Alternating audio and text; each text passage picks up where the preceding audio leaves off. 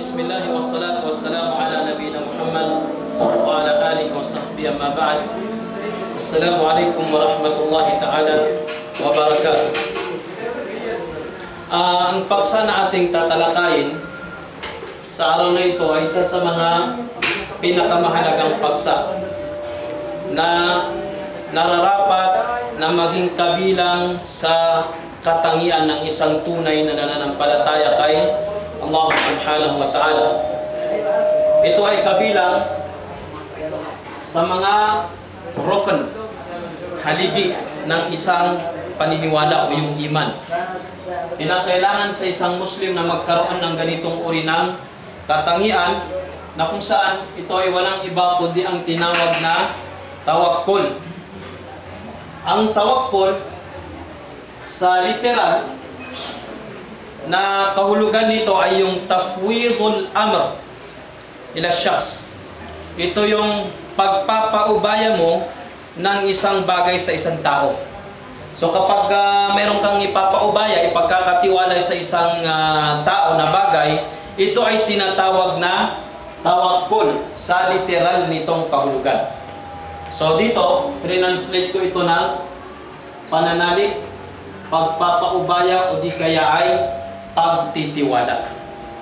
Sinabi ng Propeta Muhammad sallallahu alaihi wasallam, "Law annakum tatawakkaluna 'ala Allahi haqqa tawakkuli, larazaqakum kama yarzuqu at-tayr yaghdu khimasan wa yaruhu bitan." Sabi ng Propeta Muhammad sallallahu alaihi wasallam, at itong hadith na ito, dito tayo iikot o dito tayo magko-concentrate.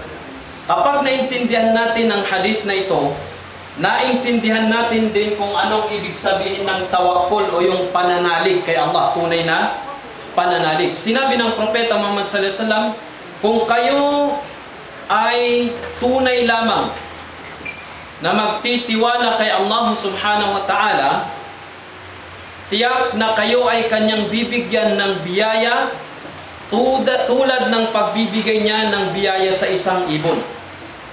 Kung ang isang tao ay magtitiwala ng tunay na pagtitiwala kay Allah, ito ay kanyang bibiyayahan tulad ng pagbibigay ng Allah ng biyaya sa ibon, na kung saan yung ibon lalabas mula sa kanyang pugad na gutom at sa kanyang pagbalik siya ay busog. Sa hadith na ito, dito natin malalaman kung ano ang tunay na kahulugan ng tawakkul. Sinabi ng mga ulama tungkol sa tunay na pagtitiwala o pananalig kay Allah, sabi nila, at-tawakkul at-thiqatu bima 'inda Allah wal ya's bima fi aydin nas. Fat-tawakkul 'ala Allah i'timadul qalb 'ala Allah ma'al akhdh bil asbab. Sinabi ng mga scholar, ang tunay na pagtitiwala kay Allah, pananalig kay Allah, ito yung pagtitiwala natin sa bagay na meron ng Allah subhanahu wa ta'ala. Ito yung pagtitiwala natin sa lahat ng mga bagay na ipinangako sa atin ni Allah subhanahu wa ta'ala. At ang hindi natin pananalig sa mga bagay na meron sa isang tao. Dahil ang tao, mahina yan, hindi yan katulad ng tagapaglikha. Ang Diyos kayang-kanyang ibigay sa iyo lahat ng kanyang naisin. Pero ang tao, hindi niya kayang ibigay ang lahat ng bagay sa iyo na makakabuti. Kaya ang tunay na kahulugan ng tawakkul ay yung kompleto at tunay na pagtitiwala ng puso kay Allah subhanahu wa ta'ala mula sa lahat ng mga bagay na nais niyang makamit o mabubuting bagay na nais niyang makuha, at mula sa pag-iwas niya sa lahat ng bagay na maaaring makasama sa kanya. So sa tuwing meron kang mabuting bagay na nais makamtan, kinakailangan na nandun yung tunay na pagtitiwala ng puso mo kay Allah subhanahu wa ta'ala. Kapag meron kang iniiwasang bagay, kailangan nandun yung pagtitiwala mo kay Allah subhanahu wa ta'ala. Ibig sabihin, ang tunay na pagtitiwala ay yung pagtitiwala ng puso natin kay Allah lamang at wala ng iba. Oras na magtiwala ka sa iba, maliban kay Allah, hindi na yun matatawag na tunay na pagtitiwala. At dito natin mapapag-aralan kung paano ba natin maisa sa katuparan ang tunay na pagtitiwala o pananalig, tawakkul kay Allah subhanahu wa ta'ala.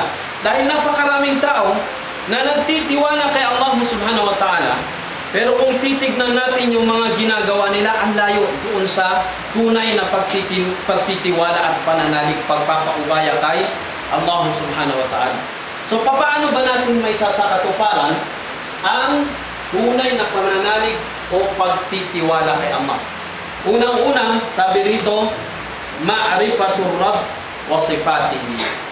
Ito yung pagkilala natin sa siyang pinagkakatiwalaan natin. At walang iba kundi ang Allah subhanahu wa ta'ala. Kung hindi mo kilala kung sino yung binibigyan mo ng pananalig, kung hindi mo kilala yung Diyos na sinasamba mo, papaano ka magtitiwala sa Kanya? So, kinakailangan obligado sa atin na malaman natin ng Allah na siya nating pinagkakatiwalaan ay siya yung malakas sa lahat. Walang imposible sa lahat. Lahat ng bagay ay kayang ibigay sa iyo ni Allah subhanahu wa ta'ala. Siya ang tanging nagbibigay sa iyo ng biyaya. Siya ang tanging lumikha sa atin. Siya ang kumokontrol sa lahat ng bagay. Lahat ng kanyang naisin mangyayari, kahit ayaw natin itong mangyari. At lahat ng ating naisin, kung hindi naman ito na naisin ni Allah, ay hindi mangyayari. So kapag nakilala natin si Allah subhanahu wa ta'ala, kilala natin na ang lahat ng bagay kaya niyang ibigay sa atin kung tayo ay magtitiwala sa Kanya, masasabi natin na kabilang tayo sa mga taong tunay na nananalig sa Kanya. So napaka-importante na makilala mo kung sino ba o ano ba ang mga pangalan at katangian ng Diyos na ito na pinagkakatiwalaan mo. Dahil walang silbi yung pagtitiwala mo kung hindi mo siya kilala. Kaya nga maraming mga taong naliligaw, maraming mga taong sumusuko kasi hindi nila kilala ng lubos kung sino ba itong Diyos na kanilang sinasamba. Pangalawa, ithbatul asbab wal musabbibat. Yung pagpapatibay natin o pagsasakatuparan, pagsasagawa natin sa mga asbab. Kung may ng problema. Asbab.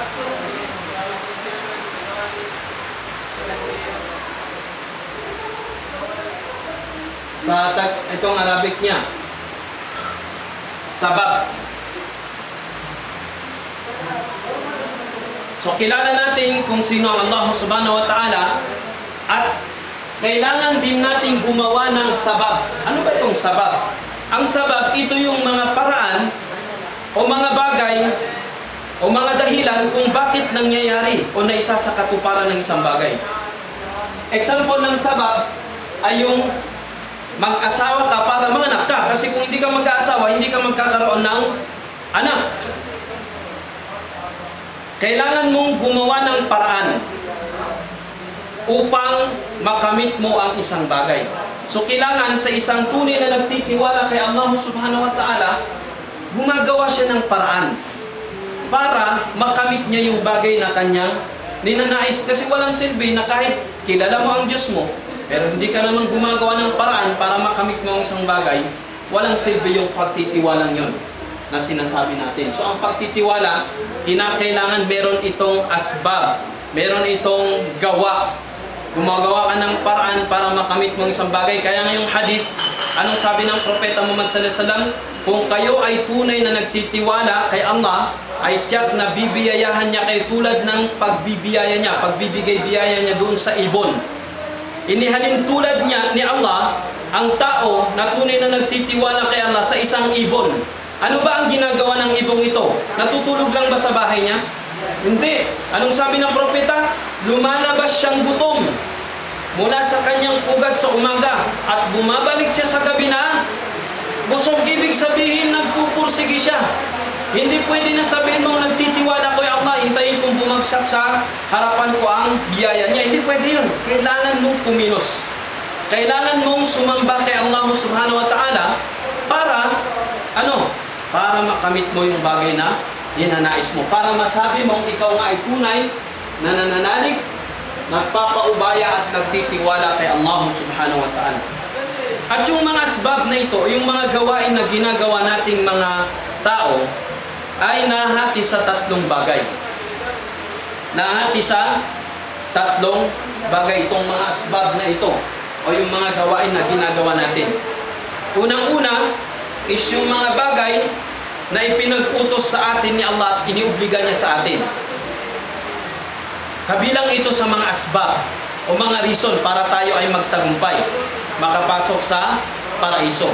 Unang-una na mga bagay, mga gawain na ginagawa ng isang tao ay yung mga ipinag-utos sa kanya ni Allah, tulad ng pagdarasal, pag-aayuno, pagbibigay ng kawanggawa at iba pa.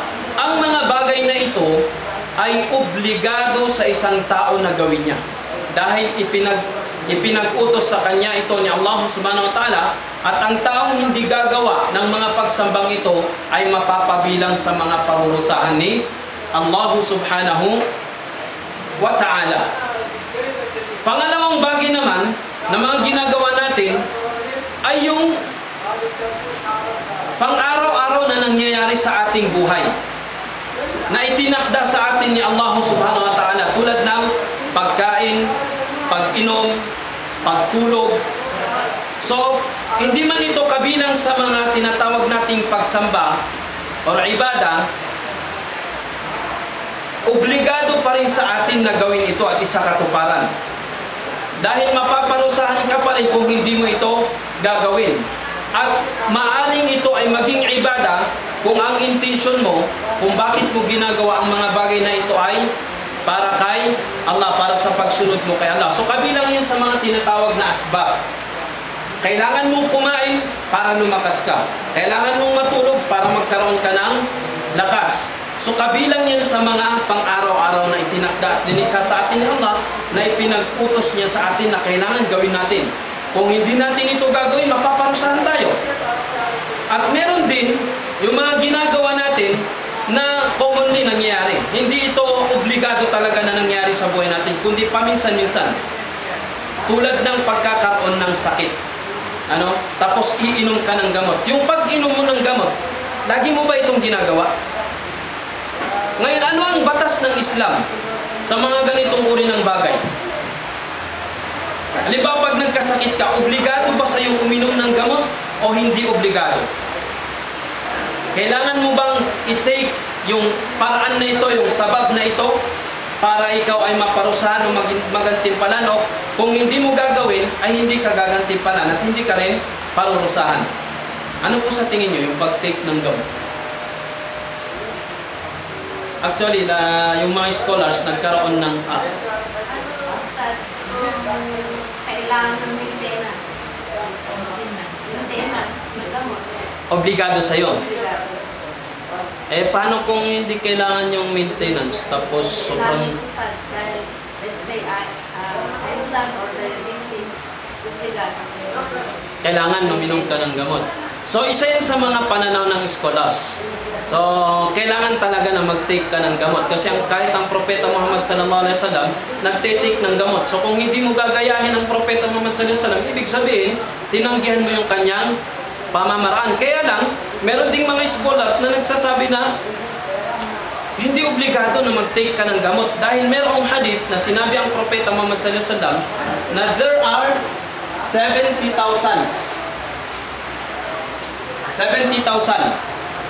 na nagmumuna sa aking mga ummah, nagmumuna sa mga Muslim, na papasok sa kabilang buhay na hindi sila tatanungin. They are not to be questioned. Hindi sila questionin. Diretso nang papasok sa paraiso. Alam natin na lahat tayo sa kabilang buhay, haharap tayo sa harapan ni Allah at tatanungin niya tayo kung anong ginawa natin dito sa mundo. Pero meron sa mga ummah, mga kasamahan ng Propeta Muhammad sallallahu alaihi wasallam, na makakapasok sila sa paraiso without any question, walang checkpoint, diretso na. So, nung sinabi ng Propeta Muhammad sallallahu alaihi wasallam, biglang napatayo siya at pumasok sa bahay nang hindi niya sinasabi kung sino sila. So, nagkaroon ng debate sa pagitan ng mga kasamahan ng Propeta Muhammad sallallahu alaihi wasallam. Ilan sa kanila nagsabi, sila yung mga ipinanganak ng mga Muslim at hanggang sa pagkamatay nila, sila yung mga Muslim.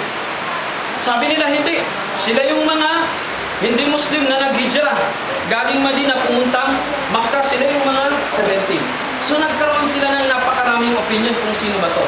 Ngayon lumabas ang Propeta Muhammad sallallahu alaihi wasallam. Sabi niya, humul ladina la yatatayyarun wa la yastarqun wa la yaktawun wa ala rabbihim yatawakkalun. Sabi niya, itong 70,000 na makakapasok sa paraiso ni Allah na hindi natatanungin, hindi magkakaroon ng checkpoint, ito yung katangian nila 4. Unang-una, la yatatayyarun. Hindi sila naniniwala sa mga pamahiin. Ang yatatayyar, kasi yung mga Arabo noon, pag makikipaggera sila o kaya may pupuntahan silang lugar, ang ginagawa nila, nagpapalipad sila ng ibon. Kapag sa kaliwa pumunta, hindi sila tutuloy sa kanilang pupuntahan. Kapag sa kaliwa, pag sa kanan, tutuloy sila. So kapag hindi ka kabilang doon, malapit ka na rito sa 70,000. Pangalawa is yung la yastarqun. Hindi sila humihingi ng ruqya. Alam niyo ang ruqya? Ito yung paggagamot sa pamamagitan ng Quran. For example, pag may sakit kang nararamdaman sa katawan, isa sa mga paraan ng paggagamot is yung ruqya, yung pagbabasa ng Quran. Halimbawa, 7 times yung babasahin yung Fatiha para mawala yung sakit na nararamdaman mo. Sabi ng Propeta Muhammad sallallahu alaihi wasallam, sila yung mga taong hindi nagpapabasa ng Quran pag sila ay may sakit. Wala yaktawun. Yung al-kay, ito yung paraan din ng paggagamot sa pamamagitan ng bakal. Kasi noong unang panahon, kapag may sugat ang isang tao, sakit, ginagamot nila ito sa pamamagitan ng bakal, yung pinapainit nila. Tapos dinidikit nila doon sa sugat, hindi kaya ay sakit. So, isa sa mga katangian nila, hindi sila nagpapagamot ng ganun, at tunay na sila ay nagtitiwala kay Allah. So, ito yung 4 na katangian. Sabi ng mga scholars, ibig sabihin, hindi obligado ang mag-take ng gamot. Kasi kung obligado ang pag-take ng gamot, bakit makakapasok sa paraiso itong mga taong to na hindi man lang sila tatanungin, wala man lang checkpoint? So, ibig sabihin, ang pagpapagamot ay hindi obligado. So, yun ang dalil nila. Sa isang banda, sa totoo lang, walang tama at walang mali doon sa mga scholars. Yung mga nagsabi na obligadong pagpapagamot, ito ay sa mga taong hindi nila kayang tiisin yung hapdi at sakit ng kanilang sakit. So, pangatlo, na kailangan nating maisakatuparan, maisagawa upang masabi natin na tunay tayong nananalig kay Allah subhanahu wa ta'ala, rusukhul qadam fi tariqit tawhid. Yung pagiging matatag mo sa pagsamba mo sa nag-iisang Panginoon. So halimbawa, sa iyong paglalakbay patungo sa kabilang buhay, kailangan matatag ka. Kahit anong pagsubok na dumating sa buhay mo, kailangan nandun pa rin yung paa mo, matibay. Kasi maraming mga tao na kapag dumarating na sa kanila ang napakasimpleng pagsubok, kumakapit na sila sa patalim. So hindi ka tulay na nagtitiwala kay Allah subhanahu wa ta'ala. Ang tunay na nagtitiwala at nananalig kay Allah subhanahu wa ta'ala at na umaasam ng kabutihan dito sa mundong ito, lalong-lalo na sa kabilang buhay, matatag siya. Hindi natitinag yung kanyang pananampalataya. Kasi kung binigyan ka lang ng konting pagsubok ng Allah, halimbawa, namatayan ka, o kaya kinuha sa iyo ni Allah ang isa sa mga kamag-anak mo, mahal sa buhay mo, bigla kang bumaliktad, hindi ka tunay na nananalig kay Allah subhanahu wa ta'ala. Ang tunay na nananalig kay Allah subhanahu wa ta'ala, kahit anumang uri ng pagsubok ang dumarating sa kanya, nandun pa rin siya, matatag pa rin siya, nagpapatuloy pa rin siya sa kanyang buhay. So kayang-kaya niyang mag-recover, sabi nga nila. Pang-apat is yung al-i'timad ala Allah fi kulli al-umur. Yung pananalig natin kay Allah subhanahu wa ta'ala sa lahat ng bagay, maging maliit man ito o malaki. So hindi pwede na mamimili lang tayo ng bagay na kung saan doon lang tayo mananalig kay Allah. Kailangan kahit doon sa mga maliliit na bagay ay nagtitiwala pa rin tayo kay Allah subhanahu wa ta'ala. Na kung saan kailangan lahat ng sitwasyon mo, ay ipapaubaya mo kay Allah subhanahu wa ta'ala. Lalabas ka sa bahay mo, magsasala ka, patungo sa masjid, may gagawin kang importanteng bagay, magtratrabaho ka, maglilingkod ka para sa mga kapatid mo Muslim, dapat lahat ng ito ay ipinapaubaya mo kay Allah subhanahu wa ta'ala. Hindi mo pwedeng ipaubaya na kahit na napakaliit na bagay sa sa mga linikha ni Allah subhanahu wa ta'ala. Kasi ang problema sa atin, marami sa atin na mas nagtitiwala pa tayo sa paninda natin kaysa sa mga bagay na ipinangako ni Allah. Subhanallah, marami tayong mga kapatid na Muslim na yung adhan, ginagawang alarm clock yan. Para saan? Hindi para sa Fajr, kundi para sa pagtitinda. Pag narinig yung bang, adhan sa Fajr, Allahu Akbar, papaluin yung anak. Anak, gumising ka na. Pero bakit niyo ito papaluin? Para magbukas ng pwesto, hindi para magsala ng Fajr. Ibig sabihin, mas pinagkakatiwalaan niya yung paninda niya kaysa yung biyaya na ibibigay sa kanya ni Allah pag siya ay nagsala ng Fajr. Sabi nga ng Propeta Muhammad sallallahu alaihi wasallam, rak'at al-fajr khayrun min ad-dunya wa ma fiha. Yung dalawang rak'a lang na sunna ng Fajr, mas mainam ito kaysa sa mundong ito at yung napapaloob dito. Kaya lang dahil sa kakulangan ng pananalig natin kay Allah subhanahu wa ta'ala, mas napipili nating magtiwala sa mga makamundong bagay. Napipili nating magtiwala doon sa mga swerte-swerte ba? Yung paninda ng mga Chinese, subhanallah. Kung minsan, ang binibili natin lagi yung mga bilog dahil umaasan tayo sa mga swerte-swerte. Anong swerte yung maibibigay sa'yo nun? Bakit ka nananalig doon? Bakit hindi ka kay Allah manalig, di ba? Kung minsan, pag nakaboy na mano, kinukuha yung pera, hinahalikan, kaya inaamoy, tapos pinapagpag doon para daw tumanting yung swerte. Hindi. Paramihin mo yung istighfar kay Allah subhanahu wa ta'ala at darami yung riski na darating sa iyo. Iiwas kanya sa mga iba't ibang uri ng sakuna. So, ibig sabihin, ang tunay na nagtitiwala kay Allah, lahat ng kanyang sitwasyon ay ipinapaubaya niya kay Allah subhanahu wa ta'ala. Panglima, ito, napaka-importante ito. Ihsanu dhan billah. Kailangan mabuti yung pananalig mo kay Allah subhanahu wa ta'ala, yung parang lagi kang positive ba patungkol dun sa lahat ng bagay na ipinangako sa iyo ni Allah subhanahu wa ta'ala. Kahit anong negative na dumarating sa buhay mo na para bang hindi mo na makukuha yung nakakamit mo, nandun ka pa rin, positive ka pa rin doon sa ipinangako sa iyo ni Allah subhanahu wa ta'ala. Dahil kung gaano mo pinagkakatiwalaan si Allah, kung gaano mabuti yung pag-aakala mo kay Allah subhanahu wa ta'ala, ibinibigay din sa iyo ni Allah subhanahu wa ta'ala yung pangangailangan mo. Halimbawa, pag may nangyaring hindi maganda sa iyo, nasasabi mo sa sarili mo, sigurado ako na itong pagsubok na ito ay merong ipapalit na mabuti si Allah subhanahu wa ta'ala. So mabuti yung pag-aakala mo kay Allah. Pag ganun lagi yung iniisip mo, na kaya nabasag siguro tong cellphone ko, baka papalitan ni Allah ng mas mainam, baka iPhone na yan, 6. So walang problema doon kasi importante maganda yung tiwala mo kay Allah.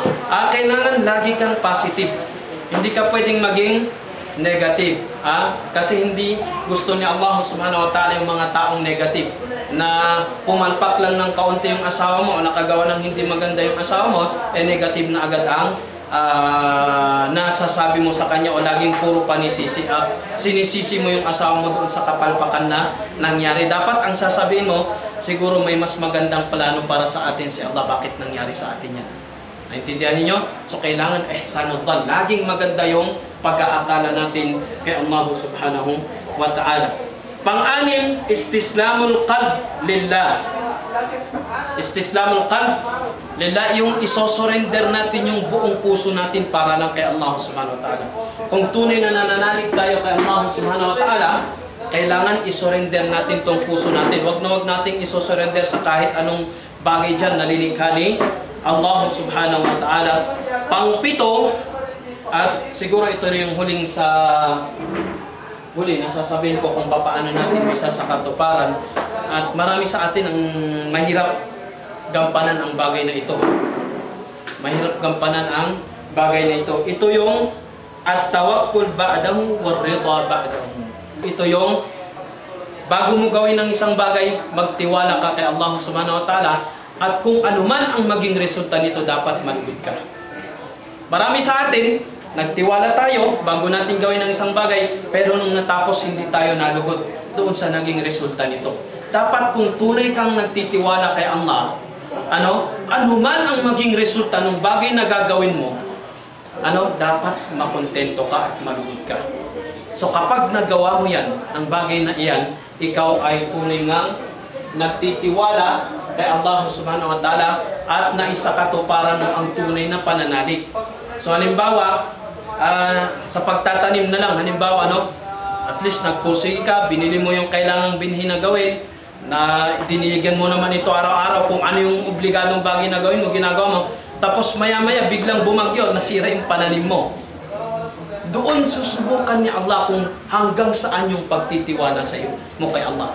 Kapag hindi ka nalugod, doon sa pagsubok na yun, ibig sabihin, kulang yung pagtitiwala mo kay Allah. Pero kapag nalugod ka, doon sa pagsubok na yun, ibinigay ni Allah, nagpakahirap ka pero hindi pa rin tumubo hindi pa rin lumabas yung resulta na nais mong mangyari, nagtiwala ka kay Allah, insyaAllah, yun yung matatawag na tunay na pagtitiwala at papalitan ito ni Allah ng mas mainam. At kaya dito tayo sa mga mabubuting bagay na naidudulot ng pananalig.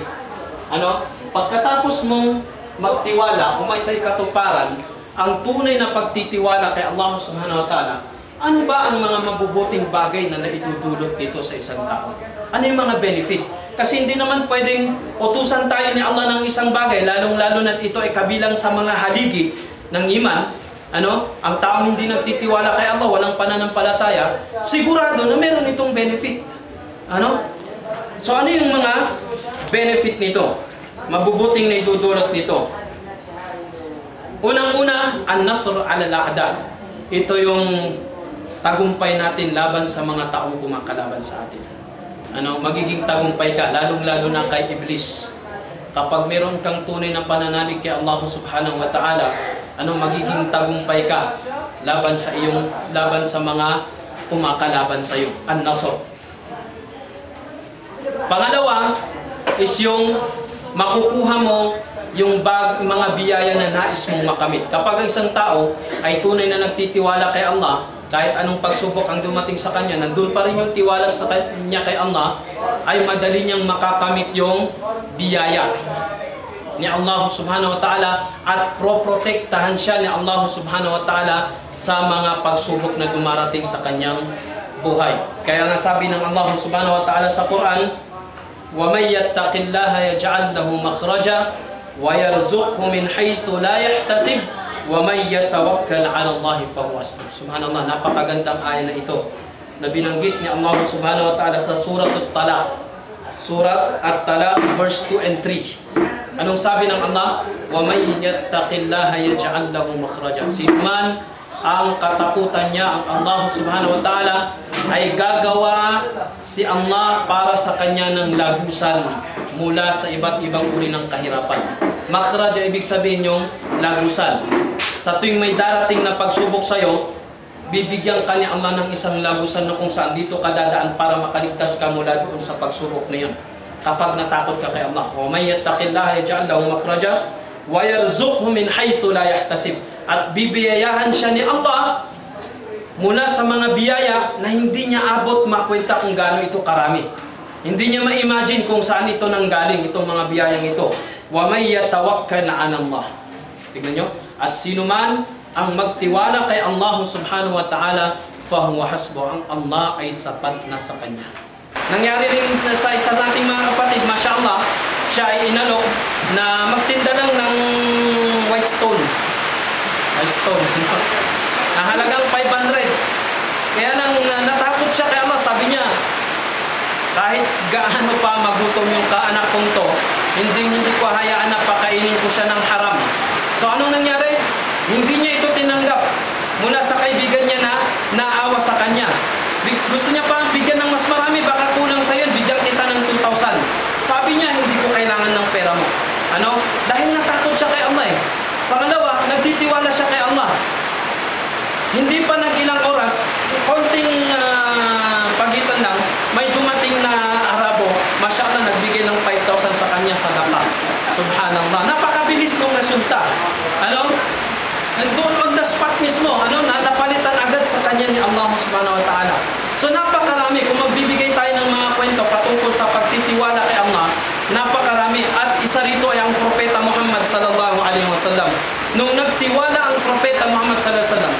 ng tunay na pagtitiwala kay Allah subhanahu wa ta'ala, prinoteksyonan siya ni Allah subhanahu wa ta'ala. Tulad nung nangyari sa Gad.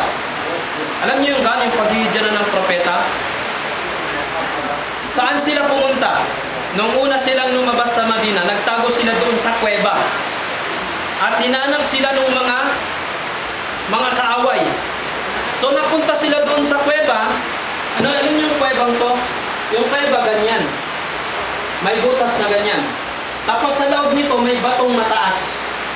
May batong mataas. Ito yung daan. Ang propeta Muhammad sallallahu alaihi wasallam tsaka si Abu Bakar, nandito sila sa bato na ito na nakaupo. So parang halimbawa ito yung butas, tapos sa taas nito ay nandun sila. Dumating yung mga kaaway. Yung mga Quraysh, hinahanap nila ang propeta Muhammad sallallahu alaihi wasallam. Sabi nila, kung nandyan ang propeta Muhammad sallallahu alaihi wasallam, bakit merong ibon na yung nakapugad doon at merong gagamba? Subhanallah. So nung umalis sila, dahil sabi nila, posibleng nandun ang propeta Muhammad sallallahu alaihi wasallam tsaka si Abu Bakar. Nung umalis sila, sabi ni Abu Bakar, "O propeta, siguro kung gumanon lang sana sila, yung ulo nila, ibinaba nila sa kanilang paa, tumingin sila, tiyak na makikita nila tayo." Pero anong sinagot ng Allah subhanahu wa ta'ala? "Ma baluka bithnaini, Allahu thalithuhuma."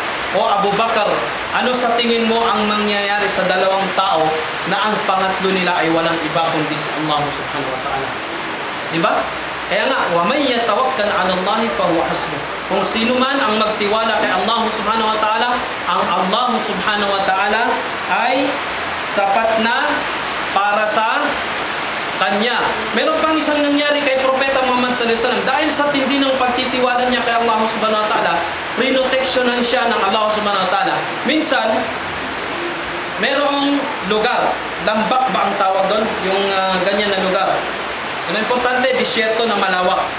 Nagpahinga ang Propeta Muhammad sallallahu alaihi wasallam kasama ng kanyang mga kasamahan. Yung mga kasamahan niya, naghiwa-hiwalay sila, pumunta sila sa mga puno, tapos doon sila nagsilong.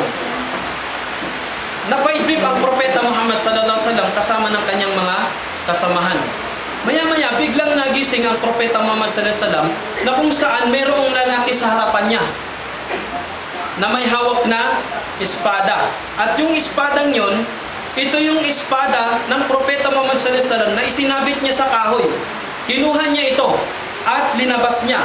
Sabi nung lalaking ito kay Propeta Muhammad sallallahu alaihi wasallam, "Man yamna'uni minka?" Sino ang makakapigil sa akin mula sa pagpatay ko sa iyo? Anong sinagot ng Propeta Muhammad sallallahu alaihi wasallam? Ang Allah. Dahil doon sa tindi ng pananalig ng Propeta Muhammad kay Allah subhanahu wa ta'ala, binaliktad ng Allah subhanahu wa ta'ala yung puso ng lalaking yun. Biglang nawala yung galit niya kay Propeta Muhammad sallallahu alaihi wasallam at ipinasok niya yung espadang niyan. At iniligtas ng Allah subhanahu wa ta'ala ang Propeta Muhammad sallallahu alaihi wasallam. Sometimes, kuminsan, dahil sa tindi ng pagtitiwala mo kay Allah, may mga disgrasya o mga bagay na hindi ka lubos makapaniwala na talagang hindi ka maniniwala na hindi ka mapapabilang sa mga madidisgrasya. Pero dahil sa pagprotekta sa iyo ni Allah subhanahu wa ta'ala, ikaw ay nakaligtas muna doon sa sakunang yun. So sometimes mayroong mga sakuna na nangyayari sa ating buhay. Kung halimbawa, isa sa mga paraan para tayo makaligtas mula sa sakunang yun is yung pagtitiwala natin kay Allah, yung pagsamba natin sa Kanya. Kaya mismo nga ang Allah nagsabi, "Dhahara al-fasadu fil barri wal bahr bima kasabat aydin nas." Katotohanan na lumitaw yung pagkawasak, pagkasira, dumating yung mga bagyo, mga lindol, di ba? Mga tsunami. Anong dahilan? Dahil sa kagagawan o masasamang kagagawan ng mga tao. Bakit nagkakaroon ng sakuna? Bakit tayo napapabilang sa mga disgrasyang ito, mga hindi magagandang bagay? Dahil na rin sa mga kasalanang nagagawa natin. At upang tayo ay gisingin ni Allah subhanahu wa ta'ala. Kaya kung tayo ay may tunay na pagtitiwala kay Allah subhanahu wa ta'ala, insyaAllah, sa lahat ng pagsubok na dumarating sa ating buhay, nandyan ang Allah subhanahu wa ta'ala upang tayo ay Kanyang tulungan. Dito ko na lamang tatapusin ang lecture sa araw na ito. Maraming salamat sa inyong pakikinig. Naway malaki ang ating napulot at naway maisakatuparan natin itong bagay na natutunan natin, dahil sa totoo lang, walang silbi na nakinig tayo rito, paglabas natin parang walang nangyari. Parang dito natin linagay, tapos linabas natin dito. Kailangan, pinasok natin dito, dito natin papuntahin sa ating puso sa pamamagitan ng pagsasagawa. So, kasi walang silbi ang puno kung walang bunga eh. So, ano ang bunga ng pakikinig nyo rito?